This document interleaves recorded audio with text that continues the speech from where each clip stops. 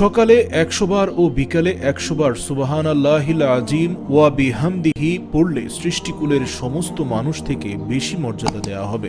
সকালে 100 বার ও সন্ধ্যায় 100 বার সুবহানাল্লাহি ওয়া বিহামদিহি পাঠ করলে কিয়ামতের দিন তার চেয়ে বেশি সওয়াব আর কারো হবে না।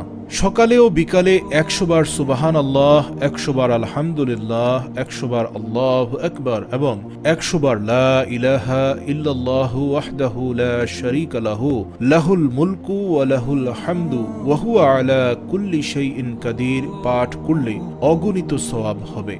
বাজারে প্রবেশ করে লা ইলাহা ইল্লাল্লাহু ওয়াহদাহু লা শারীকা লাহু লাহুল মুলকু ওয়া লাহুল হামদু ইহয়ি ওয়া ইউমীতু ওয়া হুয়া হাইয়্যুল লা ইয়ামুতু বিয়াদিহিল খায়রু ওয়া হুয়া আলা কুল্লি শাইইন কাদির পাঠ করুন। এতে 10 লক্ষ পুণ্য হবে, 10 লক্ষ পাপ মোচন হবে, 10 লক্ষ মর্যাদা বৃদ্ধি হবে।